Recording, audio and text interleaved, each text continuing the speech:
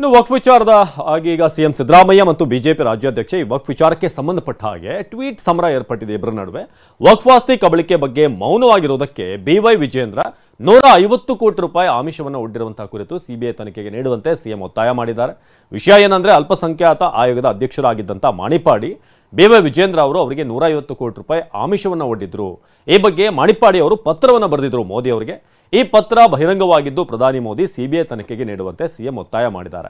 So ಇದಕ್ಕೆ ಟ್ವೀಟ್ನಲ್ಲೇ counter ಕೊಟ್ಟಿರುವಂತಹ B Y Vijendra, Anwar Manippady ವರದಿಯಲ್ಲಿರೋದು ಕಾಂಗ್ರೆಸ್ಸಿಗರು ಆಕ್ರಮಿಸಿರುವಂಥ ಆಸ್ತಿಗಳ ಕುರಿತೇ ಹೊರತು ಬಿಜೆಪಿಯವರ ರಿಪೋರ್ಟ್ ಅಲ್ಲ.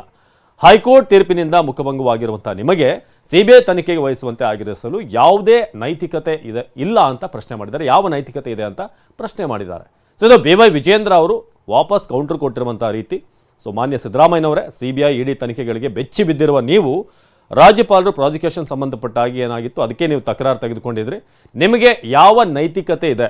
ನಿಮಗೆ ಧೈರ್ಯ ಇದ್ದರೆ ಉಚ್ಚ ನ್ಯಾಯಾಲಯದಲ್ಲಿರುವಂಥ ಈ ಮುಡಾ ಹಗರಣ ಏನಿದೆ, ಕೋರ್ಟ್ನಲ್ಲಿರುವಂಥ ಈ ಪ್ರಕರಣ, ಇದರ ಬಗ್ಗೆ ನೀವು ಗಮನ ಹರಿಸಿ. ಸೊ ಅದಕ್ಕೆ ಸಂಬಂಧಪಟ್ಟ ಹಾಗೆ ನೀವು ಏನು ನಿಮ್ಮ ಮೇಲೆ ಆರೋಪ ಇದೆಯಲ್ಲ ಅದರಿಂದ ಹೊರಬರುವಂಥ ಪ್ರಯತ್ನ ಮಾಡಿ ಅಂತ ಹೇಳಿದ್ದಾರೆ.